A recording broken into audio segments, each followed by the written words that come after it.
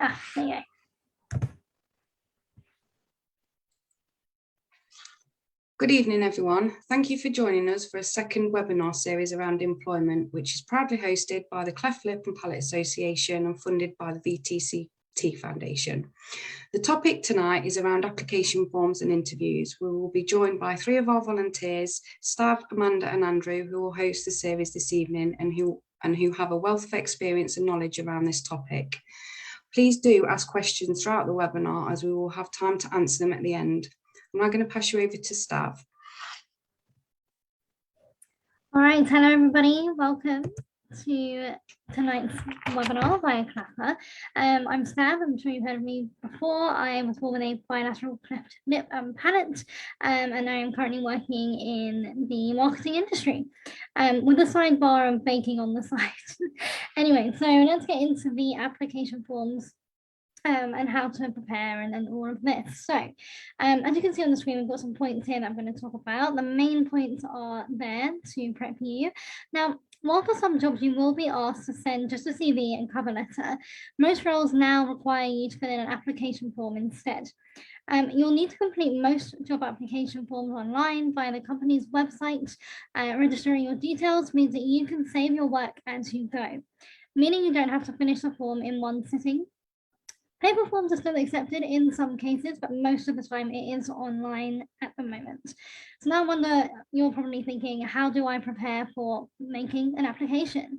Now, when you find a job you'd like to apply for, don't start filling in the application form straight away. Take some time to prepare, as this will make the task much easier. Gather together all the information that you'll need, including details of your academic achievements, employment history, contact information for your referees. If you have a good updated CV, you can take the information from there easily. You'll make a great first impression if you do your research. We touched upon this quite a bit last time, so I won't go into it too long. However, the more you know about a company, the better it shows your understanding of that role. Study the job description so that you can refer back to the specific skills and qualities that the employer is looking for as you complete the form. Finally, read the instructions and carefully ensure that you complete the correct sections of the form, and especially to know when the deadline is. It's important to read what is asked several times. You can always ask someone at home to help you, just to ensure that you're clear on what to write and that you've managed to spell check your whole application. The application form should make the employer want to meet you and to find out more and demonstrate your skills. Typical sections of an application form include personal information, educational background, work experience, and some competency-based questions.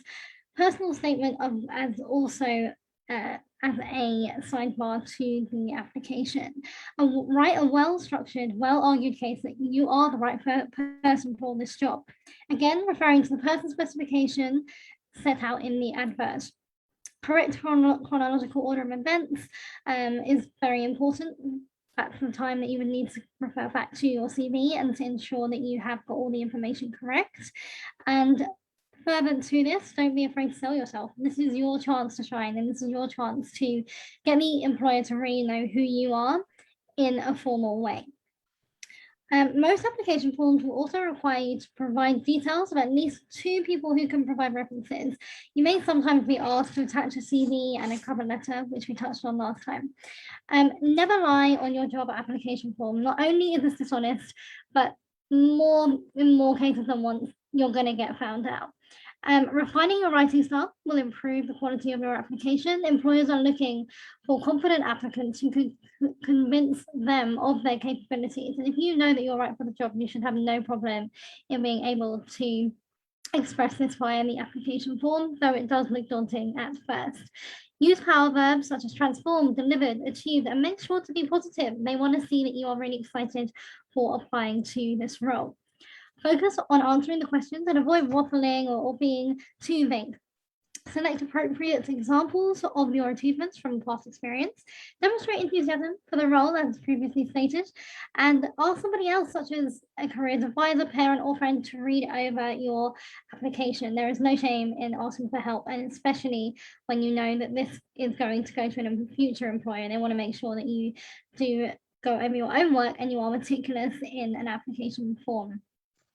Detail how you meet the person specification. Make sure you give examples of how you meet each item on the person spec. If you can't give us an example or meet each item, then be honest and say what you are willing to do and to achieve and how. So use the STAR technique. We will touch on this a little bit later in the webinar. You need to give clear examples of how you have previously done this as a member of staff or a volunteer. It's not enough to say, I have done this. Showing an example really does show that you actually have listened and you have actually done this. Typing your answers into Word documents before copying and pasting them into the application form is a lot easier to definitely spot out any spelling issues or grammar issues, and also this makes it a bit easier for you to copy and paste into the application form. Printing the completed application form out and reading it through before you submit is a great way to spot any mistakes, mainly because we are so consumed with an online society now that we do forget that sometimes old-fashioned paper and print is actually the best way to spot any mistakes. Finally, ensure that you have attached any requested documents such as your CV and click submit to send your application. I know that sounds silly, but sometimes we do in a rush think that we've sent the application and it's gone. Always double check and take your time with this, because that's the most important step to make sure it goes to the employer. You should receive an email confirmation that your form has been received as well. Some top tips to remember: make sure you emphasize why you want the job and show your reasons for applying. They want to know why you are applying. It's not simple. It's not good enough to say just I want the job.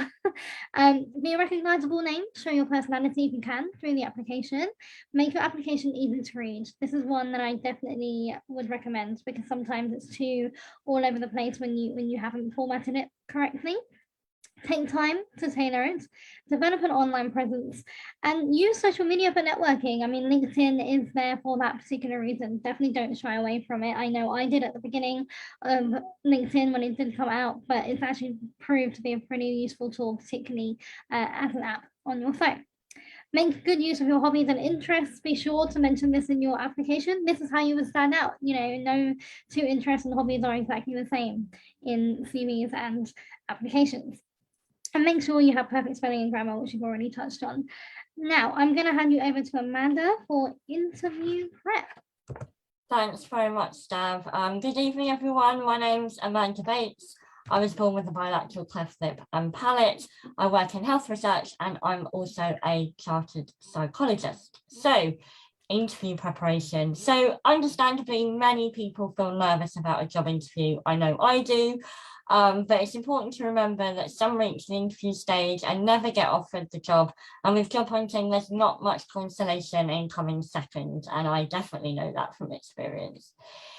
If you've been offered an interview, it means you've already succeeded at the first stage. Your application form, CV, letter of application, or initial phone call has convinced the employer that you are a strong contender. So this is now your chance to convince them that you are the best person for the job.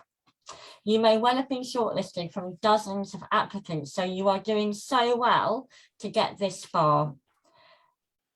People inspire confidence in others, so if you feel confident and respect your own worth, this will naturally convey itself to the employer. Obviously, don't go over the top and appear overconfident or cocky, basically. You will have at least a few days' notice of an interview, but typically it's usually a week or more. So make sure you use the time wisely to inform and prepare yourself. And this will really help to stop you from feeling too nervous. Make sure you know exactly where the employer is. If it's not too far away, go and check if you're uncertain. Know exactly where the interview is going to be held. It may not be where the role is actually located, and they might have multiple buildings, or it might be a very large site. How are you going to get there? Do you know how long the journey will take? Do you need change for buses or parking? Are you relying on a sat-nav? Do your research. So you discover as many facts as you can about the employer and the business. So its size, range of departments, the training on offer, awards they might have, their developments and their 5 to 10 year plans, their ethos, philosophy, vision and values. So do check out their company website and their social media. Find out if the company produces brochures, catalogues, or any other publications about itself, its goods and services. Try to get hold of them. Learn everything you possibly can about the type of work for which you are applying. If you've been sent a job description, read it through very thoroughly and prepare examples to demonstrate your ability to do the job, marking any sections that are not completely clear to you, so you can ask about that at the interview itself. Organise in good time exactly what you're going to take, so any ID that you need, CV, qualifications, certificates, written testimonials, references, letter invitations, questions you'd like to ask them, and any relevant examples of your work, which will all give a really positive impression that you are both organised and well prepared. Make sure you save the employer's contact number into your mobile in case of any problems. Do double check your own social media profiles if appropriate, because you want to ensure a professional image, because they may well take a look at your profile. First impressions absolutely count, so pay attention to your personal hygiene. Think carefully about your outfit, including your shoes. Now, you don't have to turn up in a really kind of brand new expensive outfit, but you do need to make sure that you're wearing something smart and simple. Whatever kind of job you're going for, smartness and cleanliness show you've taken the trouble, and it helps to make sure those important first impressions are positive. Also, as we well know, looking good will make you feel good, and that will help to boost your self-confidence on the day. Revise the job advert and your application and CV so it's already fresh in your mind. Practice your entrance and think about your body language. Prepare answers to common questions, and again, practice, whether that's with a friend or family member, in the mirror, or you record on your phone. Prepare examples to talk about that demonstrate your skills. And if there is an online assessment, make sure you're practicing that. So it could be English, maths, or an IT assessment, for example. So I'm now going to hand back to Stav, who's going to talk about body language and effective communication.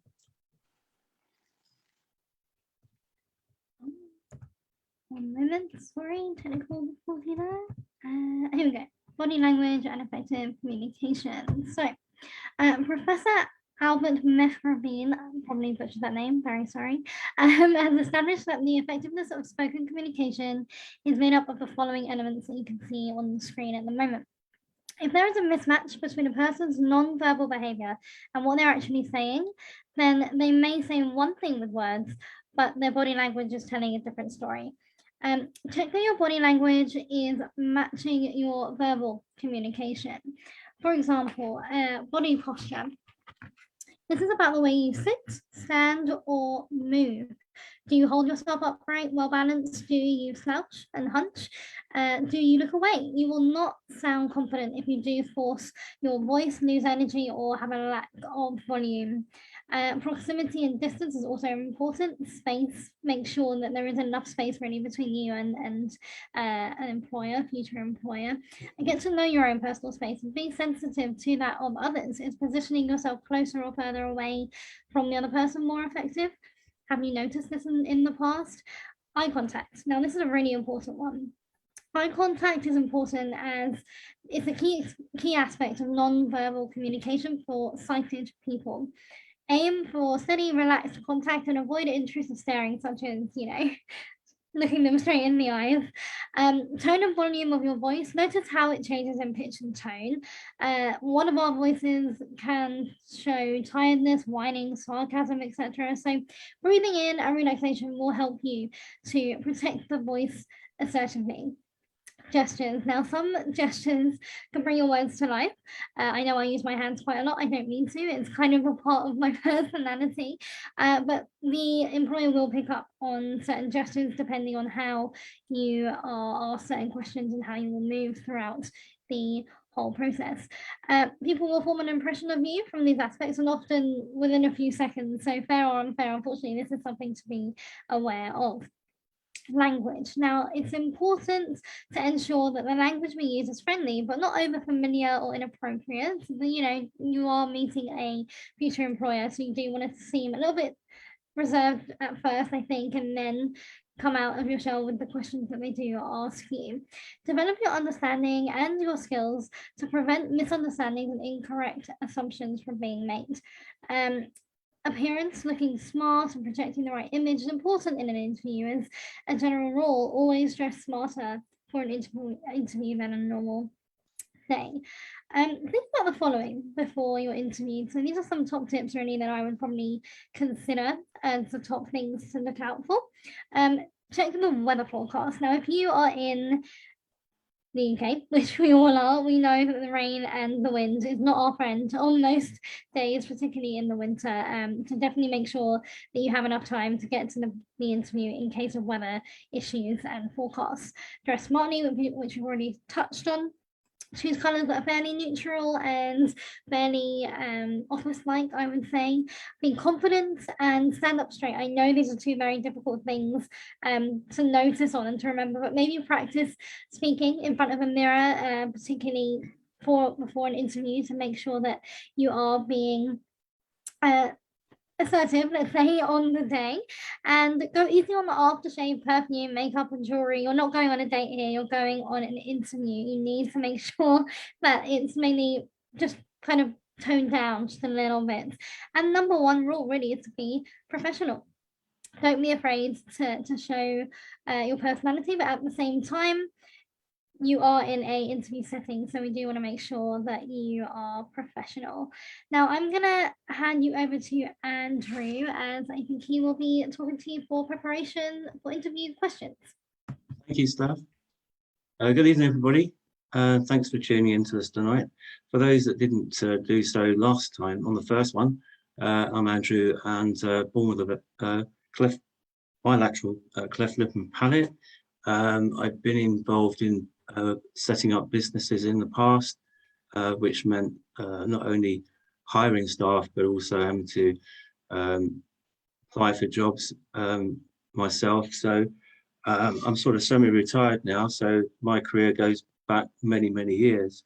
But the questions that come up and the stuff that we're kind of giving to you tonight and throughout this series, hopefully will be helpful. And to be honest, things don't change. All the things that you hear are things that are still valid now as they were many years ago, from my experience. So it's not possible to, preparation for interviews, it can load you up with lots of information and you can't really know what exactly is going to happen on the day. So it's not possible to know all the questions that you're going to be asked by the interviewer, but there are some topics that you almost will inevitably come up. And thinking about how you might reply beforehand can help prevent your mind from going blank, because you want to be in the flow and not dry up. I think everybody has the dread of drying up in an interview, but if you've done your research and you're confident, you know, it will flow. And usually interviewers, and again talking from my own experience, will help people along in that regard. They're not there to sort of catch you out. So the likely topics are the reason why you've applied for the job, and we touched on it a bit earlier on, it's, you know, do your homework is really essential on the company that you're applying a job for, and why you want to work for that particular company. Demonstrate what previous work experience you've got, what you enjoyed about the job, what you think you were good at, and the reasons that you're changing the job.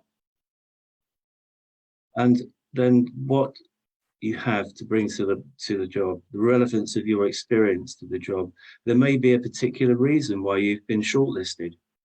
You may have a skill, for example, you speak a foreign language, or the background in which the interviewers are especially interested in. If you have been out of paid employment for a while, what have you done with your time? Focus on the transferable skills.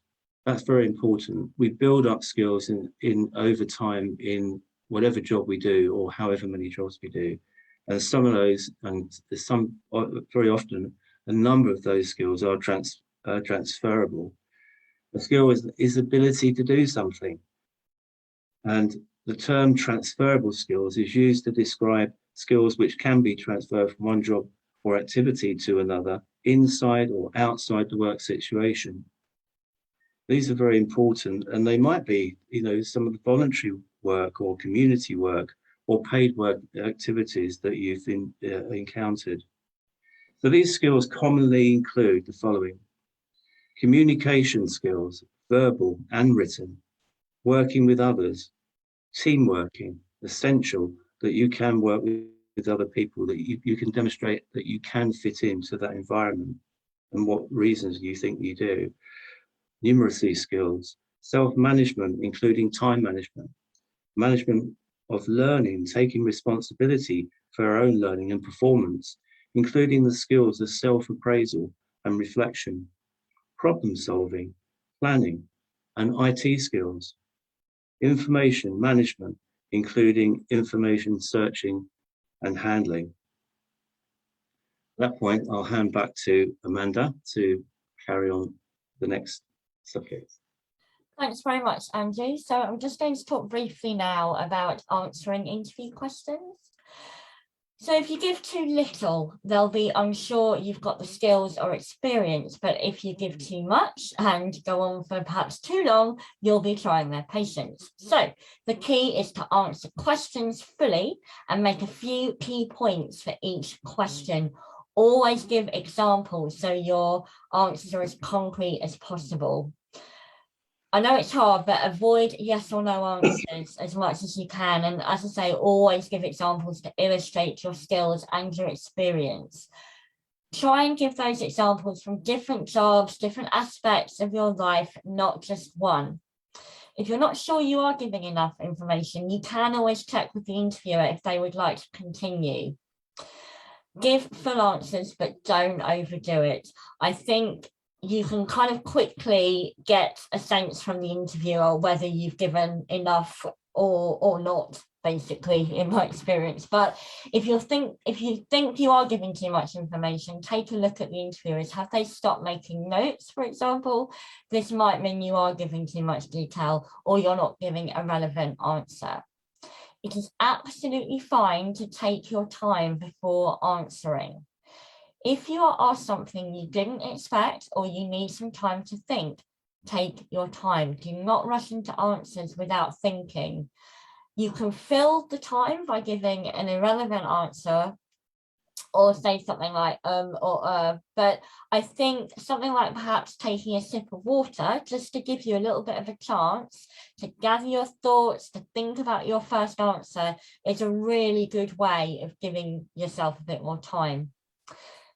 So other things you could do to give yourself a bit more time are asking questions to the interviewer, such as, can you repeat the question, please? Can you rephrase the question, please? Can we come back to that question, please? Always be yourself and be positive. Stress the positives from whatever experience you've had. Don't say things like, it was only a temporary job. Say what you gained from it. Be honest, so be truthful about your experience, skills or qualifications. You could be dismissed if you give false information to an employer.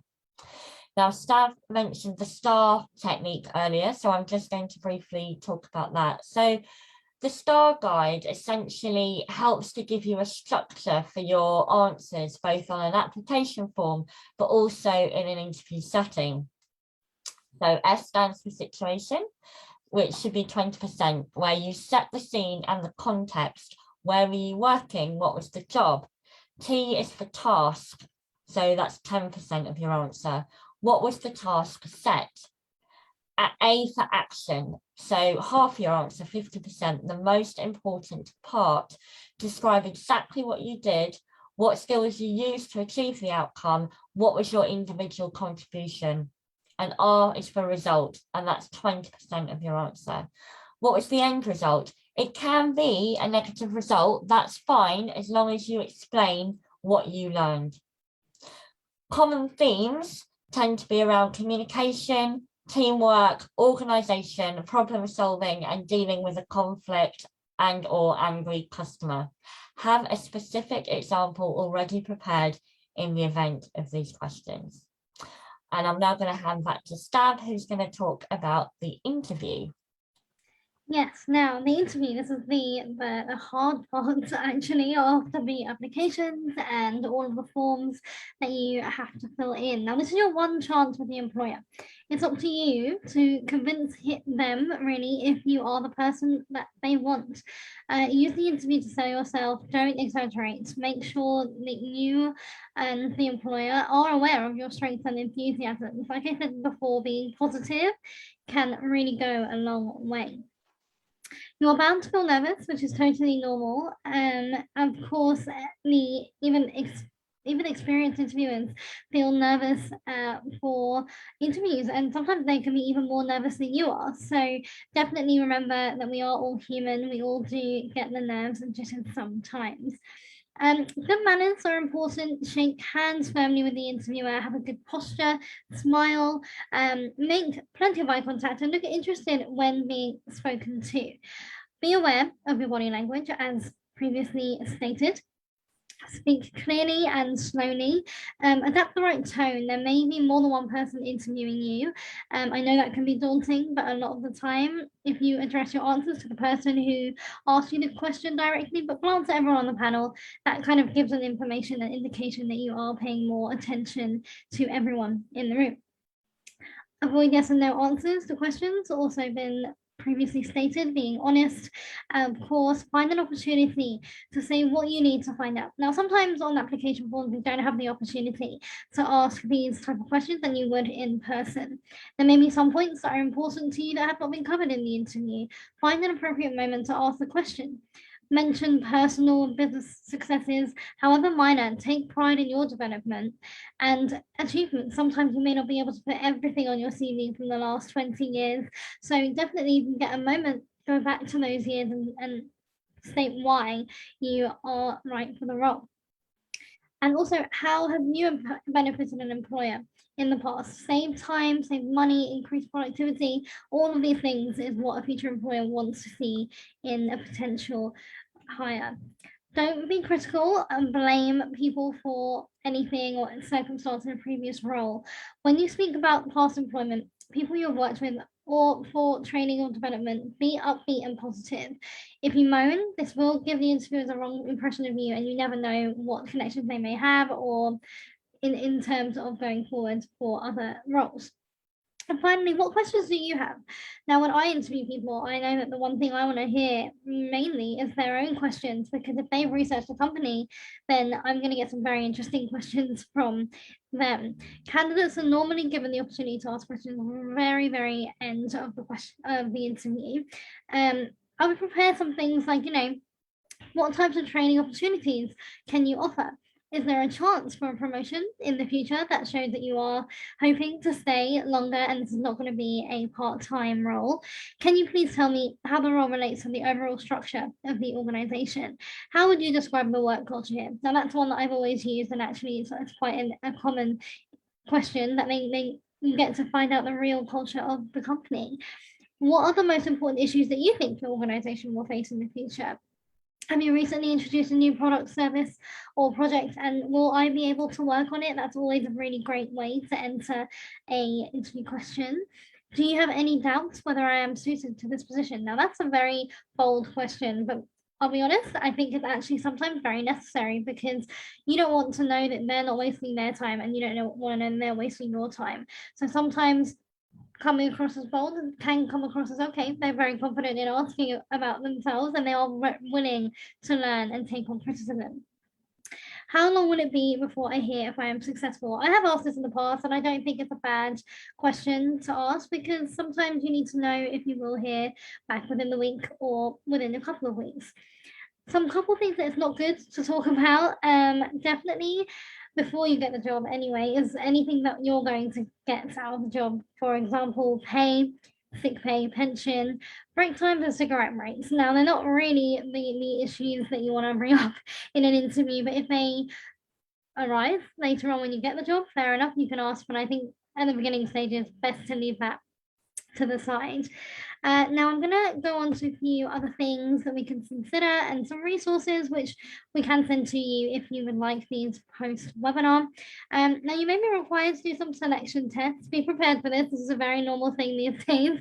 Often interviews do come with nearly 3 stages at this point in our lives. I think it's just to make sure that they are hiring the right person.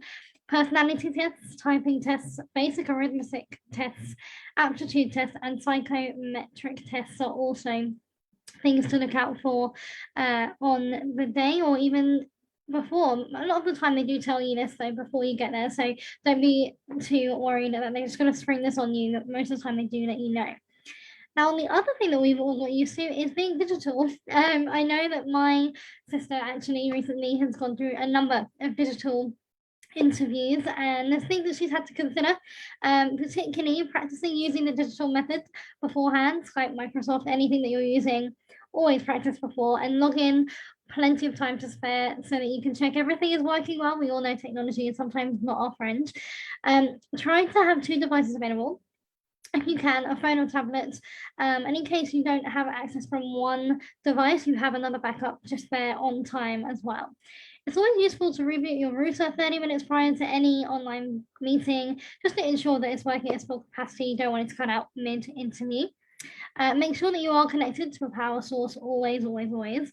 Near the beginning of the interview, why not clarify with the employer what happens if you do or should lose connection? That's definitely a very good one to note. If you have any technical problems, let the employer know, let the interviewer know. It's better to stop and restart than pretend that everything is okay and then they can't hear you and you can't hear them. Setting. Now, find a quiet room in your house. Please, please, please do not interview in a coffee shop or in a shopping mall or on a plane. Trust me, it's not going to get you the job to show off what you're doing in the moment. They want to know that you're focused and that you have all of their attention.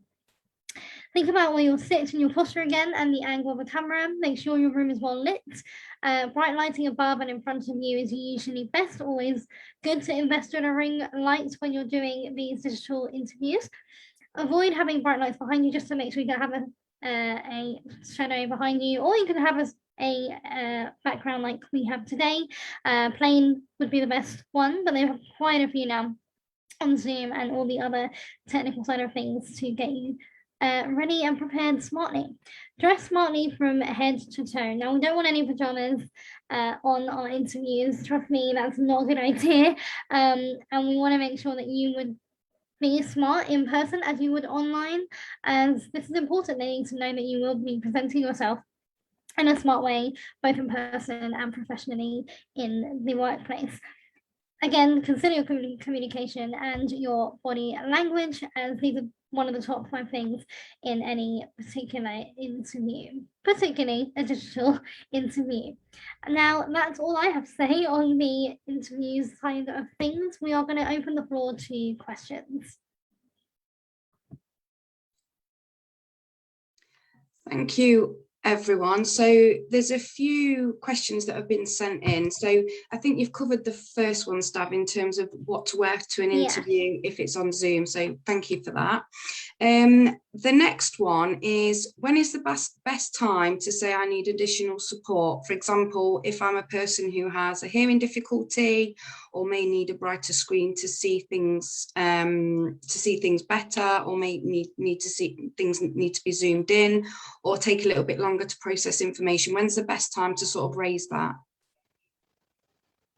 So I would say it's when you are offered the interview. So whether you get an email or a letter and then you respond, whether that is usually HR that you might respond to. And it really, if they're a good employer, they should ask if you have any access requirements for the interview anyway. And I think that's a good opportunity to then flag at that time. I agree. I think in the past, have had a few issues, particularly with my hearing. I still do to this day, which a lot of cleft affected people do have. And as you can see, I'm wearing a headset. I luckily have informed my work of this, and I did mention this in the interview as well, because a few times I did have to ask, sorry, could you say that again? And just to let them know, you know, that I do have a hearing issue, and I'm not being rude and not listening. So yeah, always mention it even at the beginning of an interview. Great, thank you. Another question is, what relaxing methods are there if I'm feeling nervous?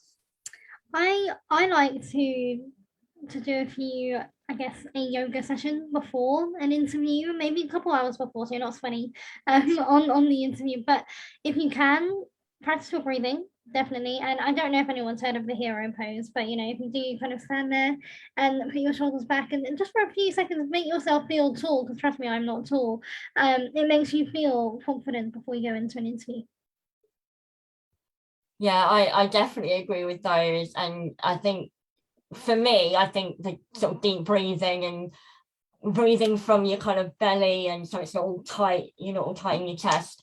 And I think you can do that even, you know, throughout the interview, actually. You know, if you are asked a question, you think, oh, golly, I need to just take a moment here, you can just breathe it out as well. And I personally find that really helpful, and I know colleagues have as well. Yeah, I agree with all those points. And I think somebody said earlier, you know, take a pause sometimes, because you can sometimes you get into a flow, then you slow down, then you've got this fear of kind of being a bit nervous. That's the time you can grab some water. And in that time you're grabbing some water, go slowly, pick it up slowly, and just, you know, gather your thoughts, breathe in, breathe out. Yeah, I think that's a good idea. Thank you. Another question is, if I'm struggling with how long the application is there a method that I can use to make it easier? For example, autofill on your laptop with all your contact details, or using the information from your covering letter and use those things again? Yeah, I like to have my CV and covering letter open. Of course, cover letters change depending on the roles that you're applying for. But if you usually do have something pre-written, a lot of the time it's easy to copy and paste that into an application form, like education and let's say other points that are familiar with your CV. Then you don't have to constantly type it out. Yeah. Lovely, thank you. And I think the last question is, am I able to ask for feedback if I'm unsuccessful in getting a job? 100%. Yeah, definitely. Yeah. Yeah. And it's so I've certainly done that in the past. Yeah. And employers, you know, they're typically really happy to have a chat with you. And it's always been done in a very kind of positive spirit.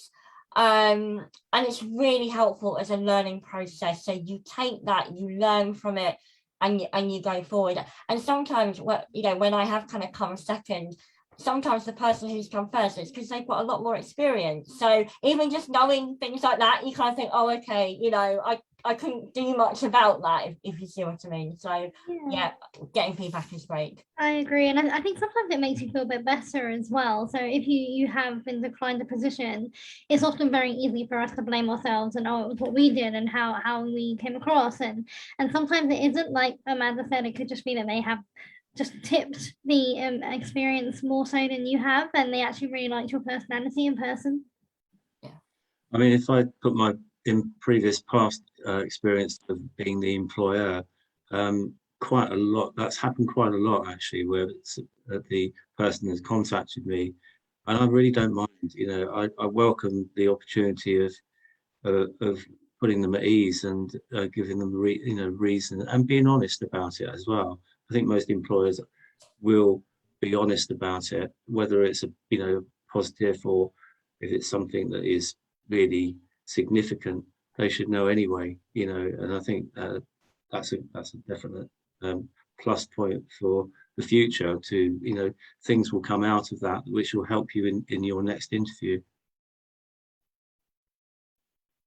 Thank you, Stav, Andrew and Amanda. It's really, really useful. I think that's it for questions now. So thank you everyone for joining us tonight. We hope that you found this series useful. Please do join us on the 1st of December for our next webinar, which is going to be based around preparing for your first day. We do have our first CLAPA lounge on Saturday the 20th of November, which is aimed at adults aged 25 and over, and we will be discussing returning to treatment, so please do join us for that. We also have our coffee club for families on the 8th of November, and we've got lots and lots of exciting things taking place over the coming months, so do have a look on our events page on our website for further details and to register for those. And I'd just like to say a huge thank you to Stav, Amanda and Andrew for hosting this webinar. Again, it's been so informative and I'm really looking forward to the next one. Thank you everyone. Enjoy the rest of your evening. Take care. Thank you. Thank you. Bye-bye.